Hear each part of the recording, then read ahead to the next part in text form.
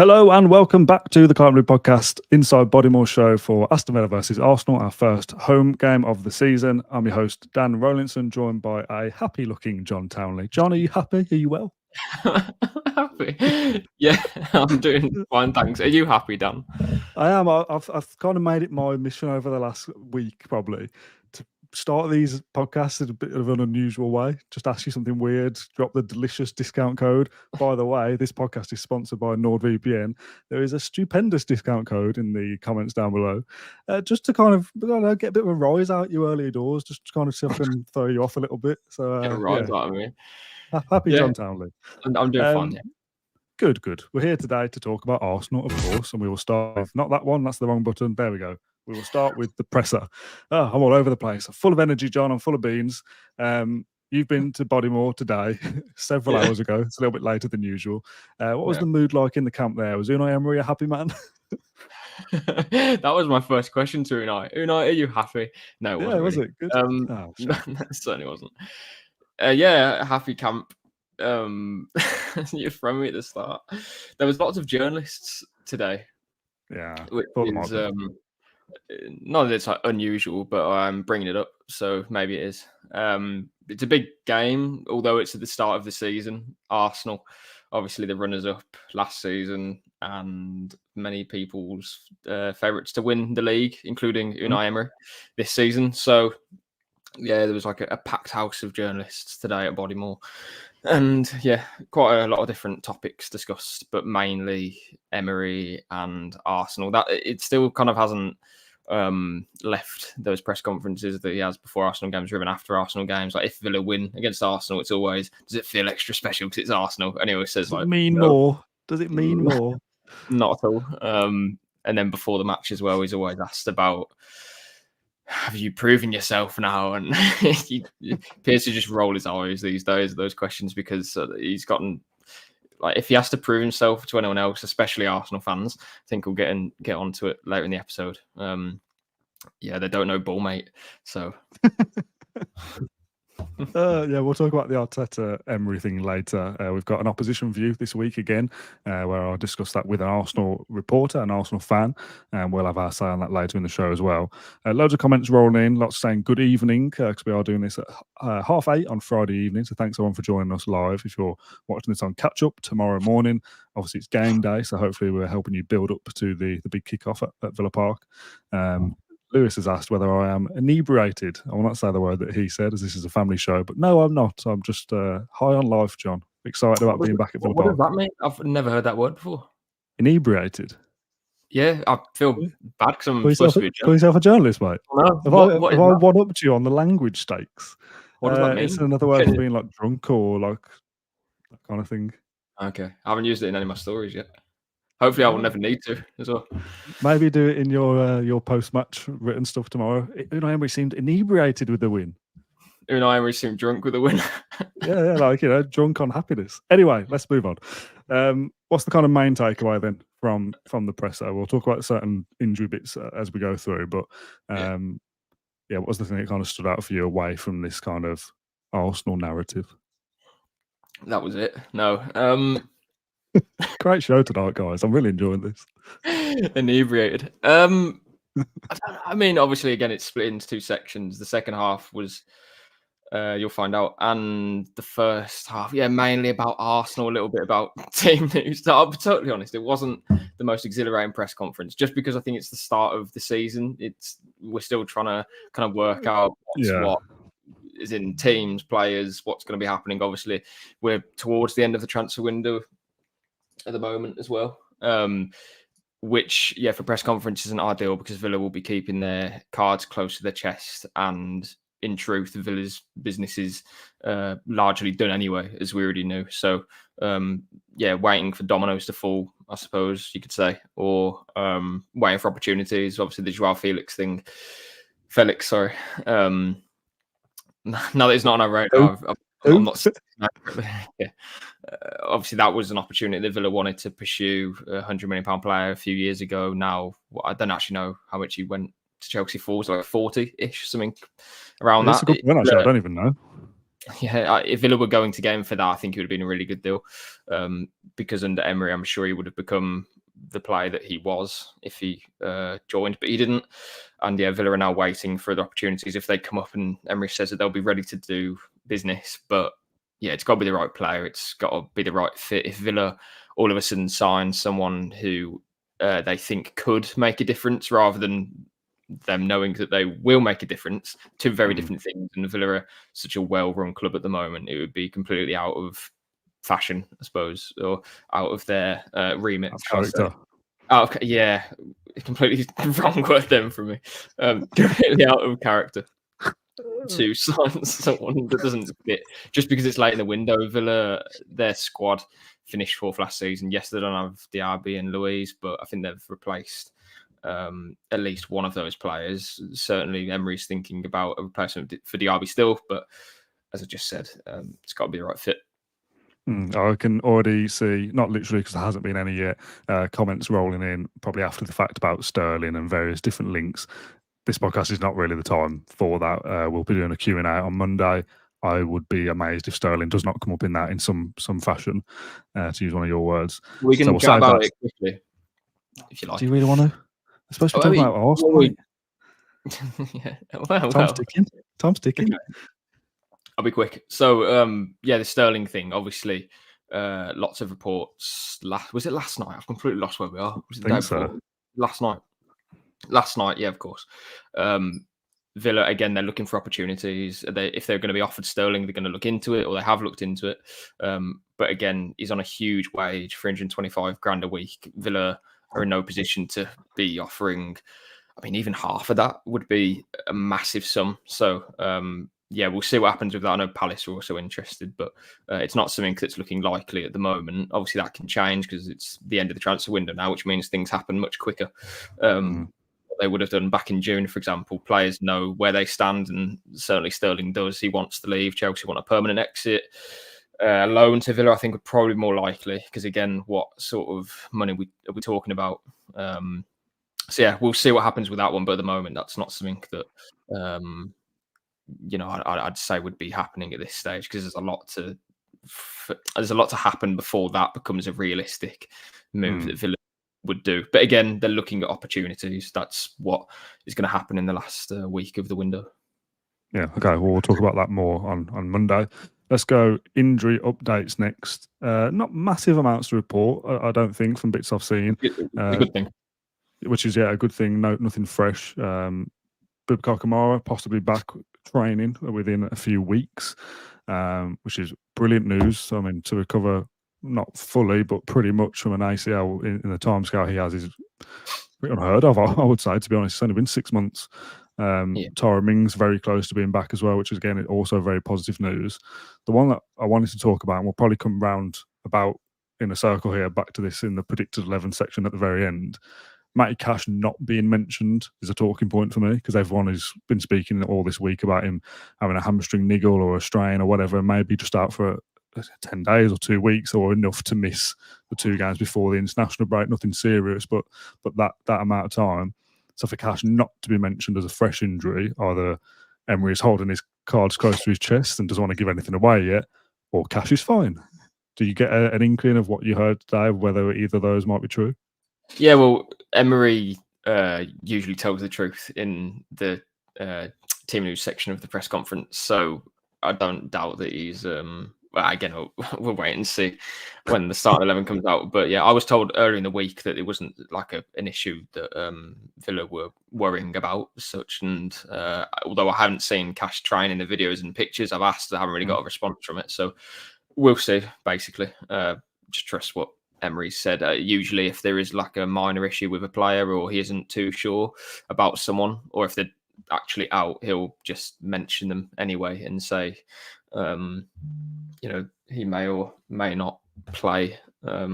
Rarely will Emery just not mention someone at all. So yeah, hopefully Cash is fine. It just gives us obviously more options. And yeah, I'm kind of stealing what we might say later, Dan. But obviously, if he doesn't play, it's no great secret that Carlos would probably come in.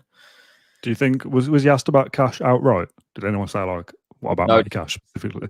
No, so you get 2 questions each, so it's kind of usually a what is the team news, who's in and who's out, basically. And then he started with Kamara will be back in training in a few weeks, which he said last week, I think, before the game against West Ham. And obviously Mings has been pushed back a little bit. He was expected to come back into training at the end of this month, so round about now. But yeah, delayed ever so slightly. I think he was on the grass today, actually, but he's training alone at the moment, which means that he'll be in full training, hopefully. I mean, I don't know. I'm not going to put a date on it, but yeah, it's good that those players will only be missing 7 games at the start of the season, there or thereabouts, because obviously we only play a few because of the amount of international breaks that are at the start of the campaign. So yeah, it's not like those players won't play for most of the season. They're going to be back pretty shortly. So that's 2 big boosts. Yeah, weird, isn't it? Because if they'd have got injuries like at the back end of pre-season or against West Ham, and you were told they were only missing for 5 or 6 weeks, you'd think, okay, that's like manageable. We can get through that. To kind of forget that they've been out for such a long time, which is obviously bad. But for this season specifically, kind of wiping the slate clean at the first game of the season, to only miss, like you say, 6, 7, 8 games is not the end of the world. It's going to be a long season. Yeah. So to have them fit and available to choose to play games from, I don't know, October or something would be like you say, a great boost. Yeah, and it shows as well that these injuries are different as well. Kamara, as you say, Dan almost had the, I don't know how to quite phrase it, but obviously you get different degrees of ACL injuries. Kamara's obviously had the, dare I say, the best one. Is that a thing, a best ACL? But yeah, you'd like to think he'd be able to come back into the swing of things pretty quickly after returning to full training. I say quickly, it's still been 6 to 7 months, and we need to be very cautious with him because it's a serious injury. But Mings is more of a, as we know, he's been out for over a year now and still hasn't returned to full training. So every precaution will be taken, and I think that's crucial because Villa have got a long season ahead, and they will need every player in the squad, whether they've been injured or not. Okay, next up is the opposition view. I caught up with Tom Canton, a colleague of ours from Football.London, who's also an Arsenal fan, wearing the new Arsenal third kit in this preview section that I recorded with him yesterday afternoon, I think it was. So this is for you and I, John, a little break for us from chatting live on the show as we introduce this pre-recorded section, hopefully a little bit smoother than last week. Here we go. Wish me luck. For you ahead of Aston Villa versus Arsenal at the weekend. First one, nice and easy. Just tell me a little bit about your summer business and how you assess that so far. Calafiori, I think, is a great addition, and that makes that defence even better than it was last season. Yeah, he is so far confirmed-wise at the time of recording on Thursday afternoon. He is the only new senior face to the team. Of course, David Raya also arrived on a permanent deal after his loan from last season too. But yeah, Calafiori is an interesting addition because, again, he's another progressive defender who can play as a centre-half but also play as a fullback. That seems to be the profile of defender that Arteta tends to like. You know, you've got that in Ben White, you got it in Tomiyasu, you got it in Kivior, you got it in Jurriën Timber, of course, as well. And he does like these defenders that can play across the central positions and the wide areas as well. And I think it's maybe an option adopted even by Villa. We saw that with Ezri Konsa, as well. It's something that I think modern day managers are starting to see, a lot more, and moving centre halves who have got that technical ability into those wide positions. And Calafiori is, in terms of like a comparison to what we've got already, he's a better defender than Zinchenko is, but he's better going forwards than Kivior is. So he kind of offers, the best of both worlds in that sense. We've not yet seen too much of him. He's only come on as a substitute in our Emirates Cup game against Lyon. He didn't play in the game against Wolves on the opening day because Jurriën Timber actually came on. And I think Timber is something like a new signing because we didn't see him at all last season because he was out with a knee injury for the entire campaign. And so he will come into the side too. And then you got Mikel Merino, who is as literally minutes before we jumped on here. It's been confirmed that deal has been agreed with Real Sociedad, although it would be a big shock if he's in the squad on Saturday. Let's talk about the forward line a little bit. Opening day wins for both sides. Havertz and Saka both scoring and assisting for the other. Who's your most dangerous asset, do you think? Who are the most if Villa stop that player, they've got a chance of getting something. It's definitely still Bukayo Saka. I thought so. He's probably the top 5, dangerous players in the league at the moment, and has been, for a number of years. And typically, sides like Villa have done well to stifle, the likes of Saka and to stop him from doing what he likes to do. And a lot of teams do that by putting 2 or 3, even sometimes, players on him. It helps now having obviously a very informed Martin Ødegaard alongside him to add that extra element to the right-hand side, and Ben White's partnered with him also really, really well. But you mentioned Kai Havertz. He too is really stepped up a level. In fact, I did an article about him today talking about his goal and assist record. It's at the moment when he plays centre forward last season, he did it 13 times and he got 15 goal contributions, which means he's, either scoring or assisting at a faster rate than Erling Haaland, which is kind of mad when you look at the numbers in that sense. So he started off the season very much like he left off last season, goal and assist in the first game.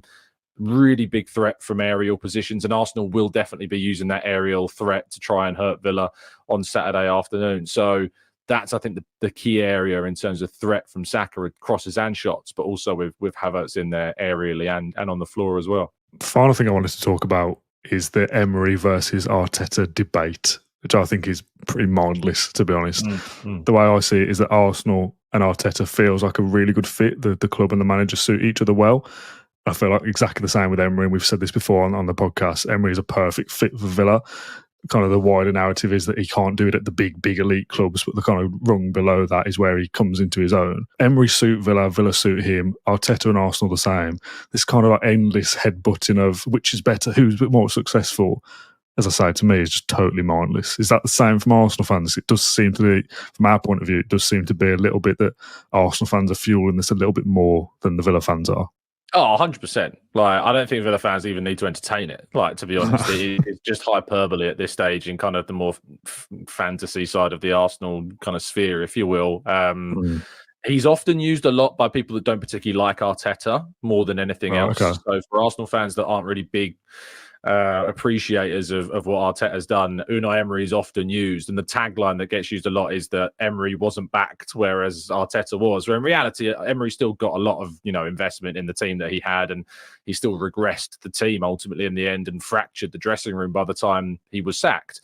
And it didn't work out there. There were issues in the dressing room at PSG, and that's, I think, where this trend of when he goes to those elite clubs, can he handle that type of thing? And so far, the evidence suggests not, but he's taken Villa to this level now where they are knocking on the door, you'd say, of this, this level of being an established Champions League club. That's what they'll be aiming for this season. So if he does it there and takes Villa into that level, then surely that counters that argument that he can't do it at a big club, because there's no doubt that Villa certainly is a massive club. So I look at his record at Arsenal. I didn't enjoy it. I wasn't a big fan of him when he was at the club. But if you look at his record across his career, he's a more successful coach than Arteta because he's got the trophies to back it up. And Arteta's still, Emery's got a lot of years on Arteta. It's not really a fair fight because Arteta's not had the same years in the game that Emery has had at a manager's level. So time will tell, I think, as to who in the end proves to be the better coach. But it's not a discussion to have today. Let's end then this little segment with your score prediction. How do you see this one unfolding at Villa Park? I'm optimistic as always, but Villa are something of a bogey side for us at the moment. Unai Emery in particular seems to have Arteta's number, be it with Villa or another team with Villa in their name, like Villarreal, for instance. So I think that when it comes to Saturday's game, it will be an interesting tactical battle, and I think each manager may try and outthink the other. Arteta has a habit of trying to outthink his opponent too much at times, especially when it comes to Emery. And I think Emery might, just play the same game that he's managed to outsmart Arteta with the last 2 times. Allow Arsenal the ball, allow them to make mistakes and, really hurt them when they do. I think this time, though, Arsenal might just edge it. So I'm going to go for a 2-1 win. But I know a lot of Arsenal fans are going for a 1-0 because I think it is going to be very tight. But I think that to stop this Villa team from scoring is a big ask. So I'll go 2-1. Tom, thank you very much for your insight. As always, a pleasure. We'll link up again for the reverse fixture. I'd say wish you all the best, but I absolutely don't mean it. Likewise, mate. Likewise. Right then, that was the opposition view. Hopefully I've pressed all the correct buttons. There we are. Seamless, John. Seamless. John, you enjoying the opposition view in the previews this season? These little 5-minute segments? Yeah. I think Thomas spoke really well. Very... Yeah, I like Tom. He praised Villa as well, which is always nice to see. Spoke sense too. That Arsenal Emery Villa kind of triangle that's happening on social media at the moment is completely fueled by Arsenal fans. I couldn't care to. I can't swear. I don't care what Arsenal think about Emery or their fans and what they're doing, to be honest. But when Tom mentioned that that they had fans or something that don't believe in what Arteta's doing, is that what he said? That shocked me. Sorry, like what? They've run Man City close for 2 seasons, come from nowhere. Like what? What do they want? That's a bit of a happy Arsenal fans. I didn't expect that one. I know Arteta, like a lot of people don't like his antics and stuff, but I'd expect Arsenal fans to actually like that from him. And I don't know. There's what is there not to like about Arteta if you're an Arsenal fan?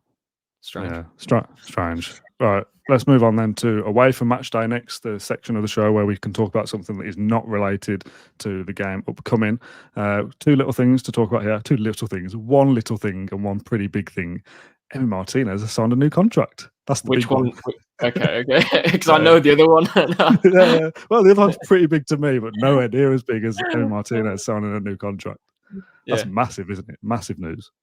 Yeah, it definitely was. Really cool event that Villa put on as well the other day. Obviously in front of fans, season ticket holders. I was aware that they had like a Q&A going on. And yeah, I was there as well, and it was definitely more than a Q&A when his family started to show up and Damien and Monchi walked through the room. Like there was something going on. So I actually started to prep Martinez has signed a new contract before he really? Yeah. I was probably the only one who whacked up my laptop in that room. But can you imagine if it was I'm actually leaving, guys? You got the wrong end of the stick. That would be a dreadful event. I'm glad that you're not head of events at Villa. Time to say my goodbyes, everyone. Bye. Yeah, it is a really big piece of news and fantastic business for Villa as well, because I didn't realise Martinez is going to turn 32 in a couple of months, I think, October, I think. So, I mean, it doesn't matter because he's only been playing as a first-team goalkeeper for a certain period of time. For like, did you think he was younger or older than?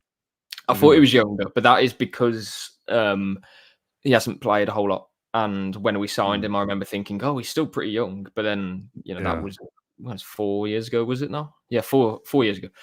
But that's not an issue. Like it's fine.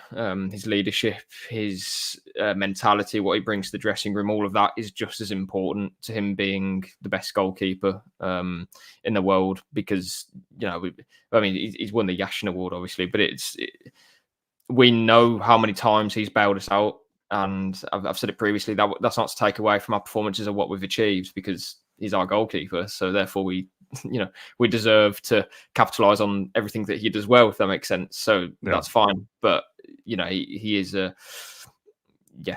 best goalkeeper in the world, and for what he brings to an otherwise pretty youthful team, I'd say we have a few older players, but even John McGinnon and Ollie Watkins players, Ollie Watkins, etc. Sorry, I get my words out. Those players, although they are, they're not. Oh, I mean, McGinn's 30, I think. Watkins, I think, is 28 now, or 27. Can't quite remember. But they haven't had experience at the top level, and even Martinez has obviously had it in some sort of form with Arsenal, but he rarely played for them. Obviously, now he's won a World Cup, won the Copa America twice.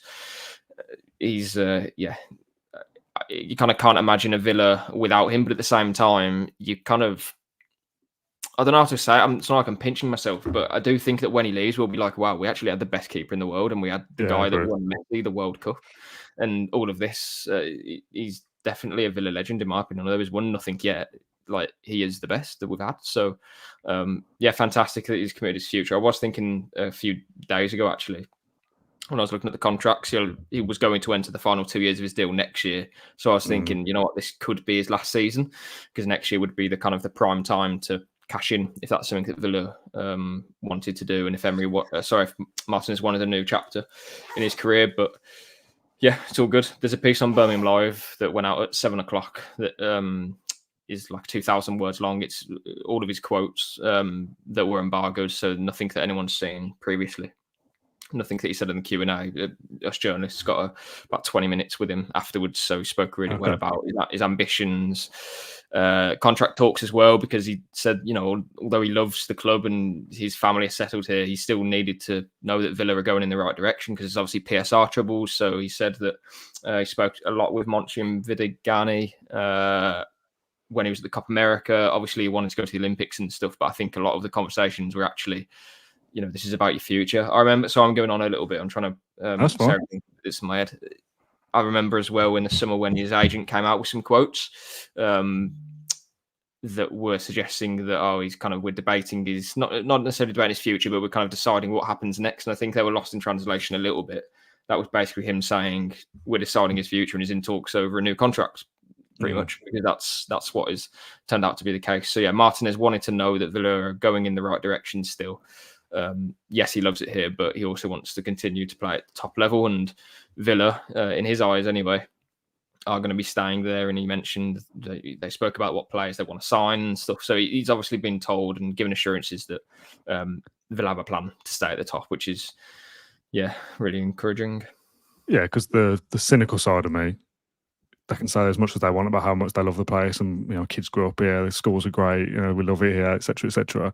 None of that really rings true if we're finishing 15th and going out the FA Cup in the first round every single year. You have to be successful as well, and to kind of match their ambitions. And at the moment, Villa are doing that, and Emery's had quite the rise, hasn't he, since joining us in 2021 to now be a Champions League club, international winner. Yeah, one of the best ever. I think it helps as well that he has had times in his career when he's felt so frustrated and where he's been second best, but now he's found that at Villa. I almost feel like a part of him thinks, well, I don't want to let this go, because firstly, Villa are the club, were the club that gave me the opportunity, but then secondly, is the grass green on the other side? Like, why give up that? And there's a big story as well, Martinez, of like, he knows that if he achieves something with Villa, that is 10 times better than him doing it at, I don't know, random club, Man City or whoever else.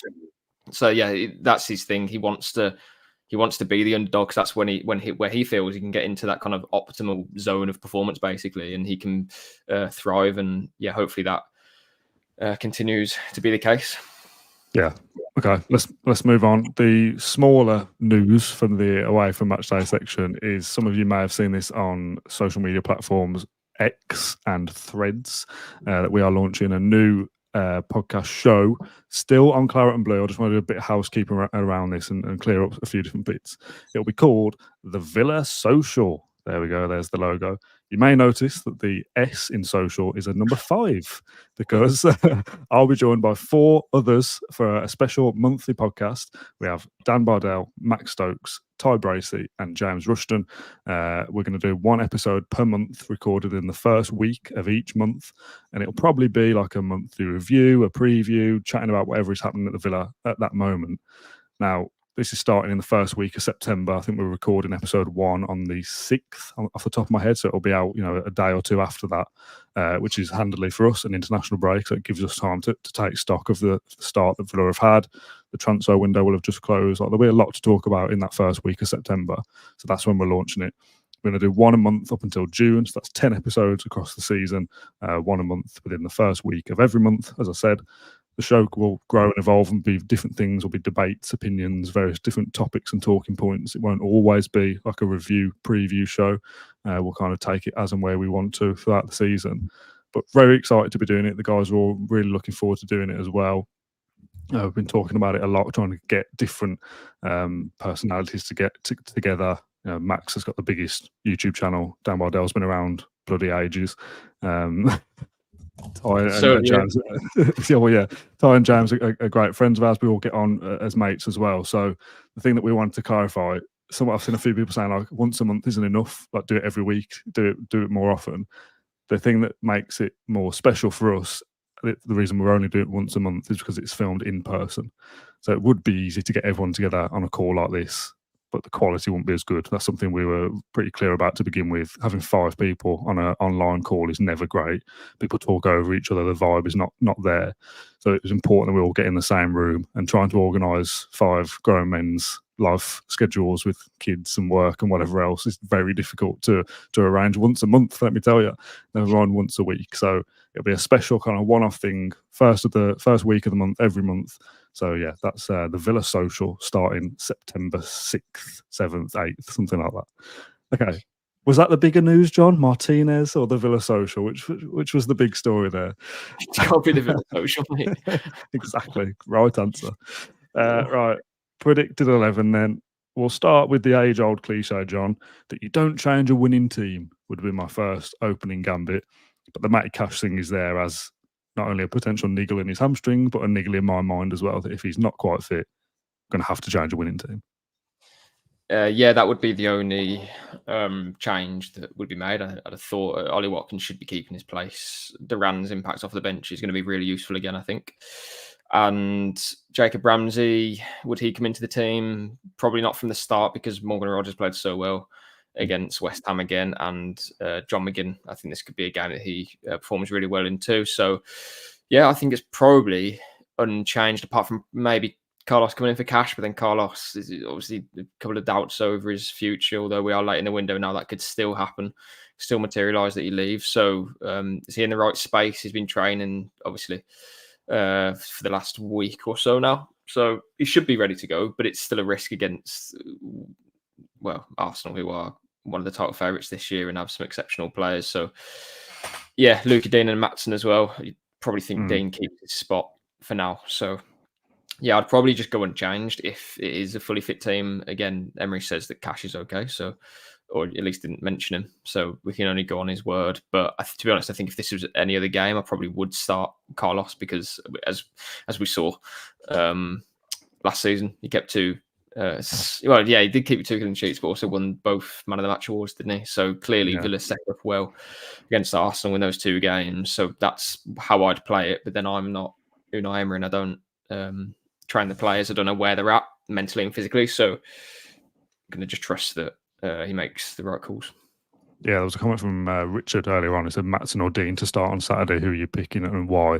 We said on the Q&A, I think I said on the Q&A, Maatsen will be first choice at some point, but I'm not going to be surprised to see Dean start, even possibly the 3 opening games.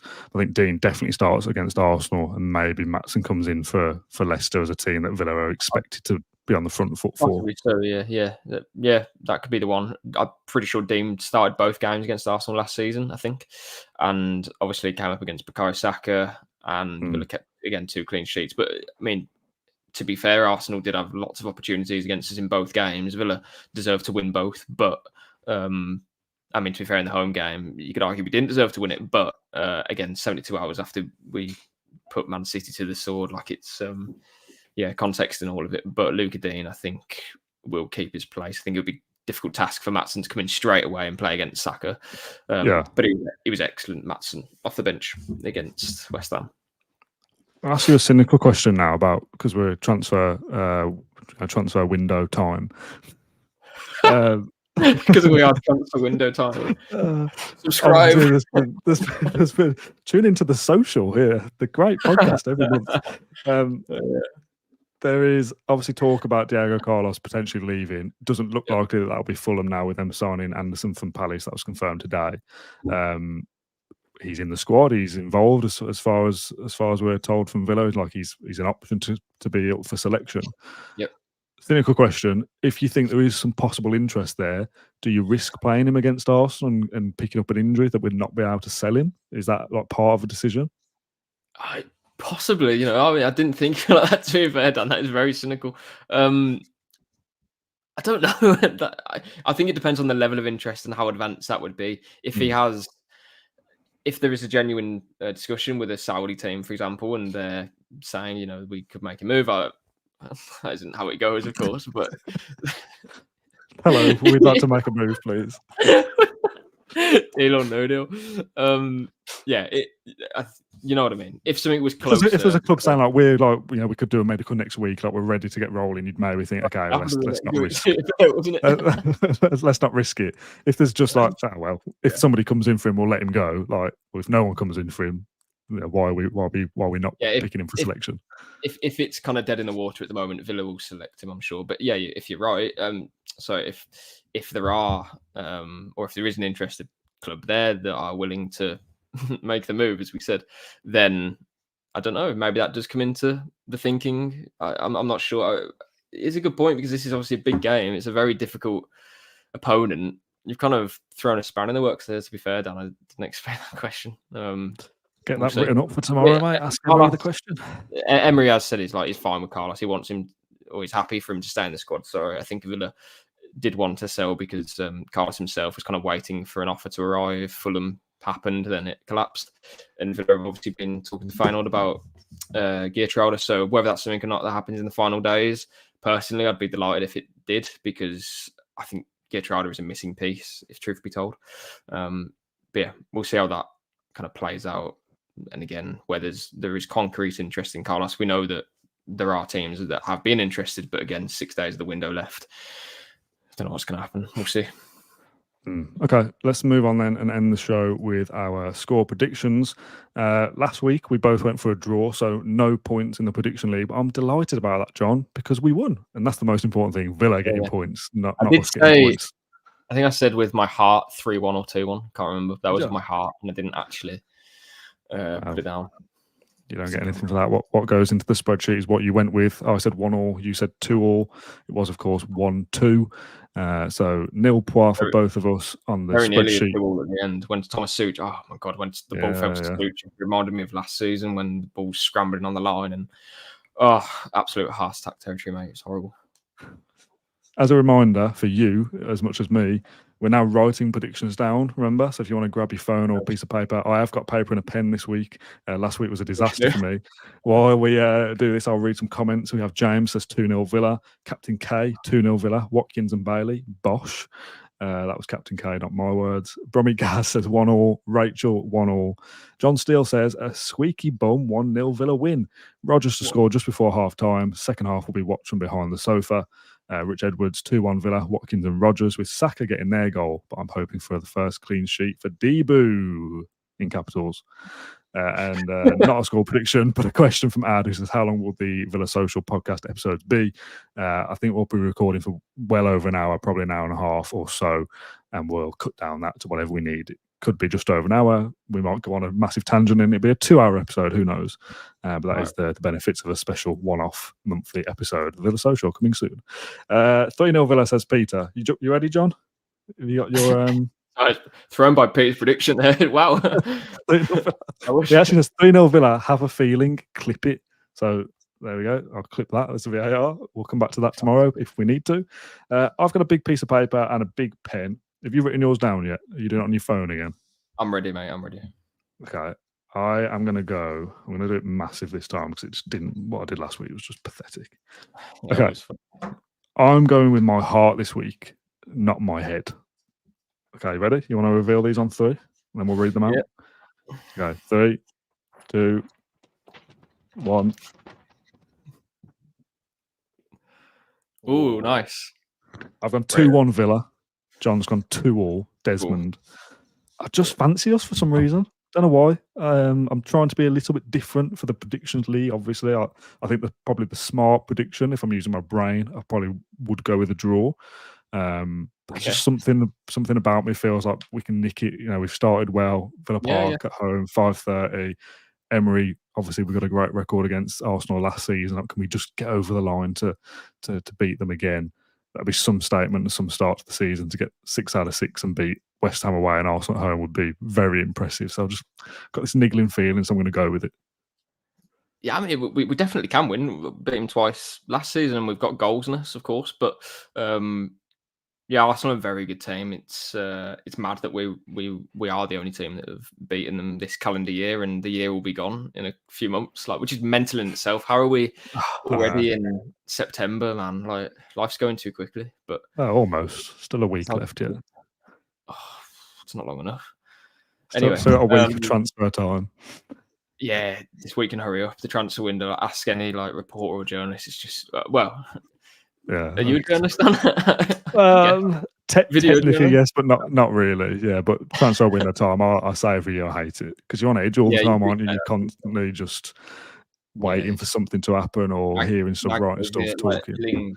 Illing Jr., who's going to Bologna on loan or is expected to go to Bologna on loan. Just putting it out there because that's news. Is he? Yeah, yeah. Where are we? last week. Is that embargoed? Are we allowed to talk about that? It'd be great if we can beat Arsenal. Will it happen? We'll see. I'm saying 2-2 just because I'm kind of mixing the West Ham thing again of like we're very good at home, so West Ham, if that makes sense, and they're playing against a good team. Arsenal being that good team this week. I don't know what I'm talking about now, but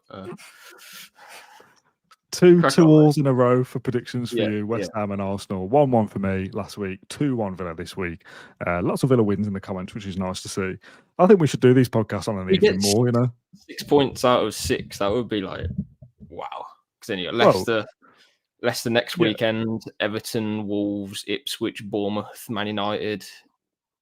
Yeah, it's nice run of games coming up. So, would you take a point tomorrow? Would you? Yeah, absolutely. Like we're kind of 4 points out of West Ham away and Arsenal at home is a really good return. Yeah, definitely. We're like ahead of where I thought we'd be already with the West Ham win. So even if we lost tomorrow, I didn't think we'd be on 3 points after the first 2 games. I thought we'd be on 1. I thought it'd be 4 points. It'd be nice to. I mean, Leicester away, I'd like to think we can win that, but you'd like to make sure that we make use of the West Ham win, if that makes sense. So what you don't want to happen is not to kind of end this on a negative, but I kind of am. If we were to lose tomorrow and then only get a draw against Leicester, it's a bit like, well, we've got what we wanted, but the West Ham result, you've got to make use of those results when you get them. So hopefully tomorrow we can avoid defeat and who knows, maybe win the game. And then Leicester win that. All of a sudden we'll be like, what, second in the league, maybe even top at the international break. Then you got back-to-back home games against Everton, Wolves, Ipswich away. I won't see the fixtures again. But very excited. It's exciting, man. Yeah. I think Champions League draw next Thursday as well. Yeah, and guess what? We'll be doing a podcast for that. That'll be fun. I don't know what yet, but we'll be doing something. Yeah. Haven't told me about it. I'll tell you about that after. Right.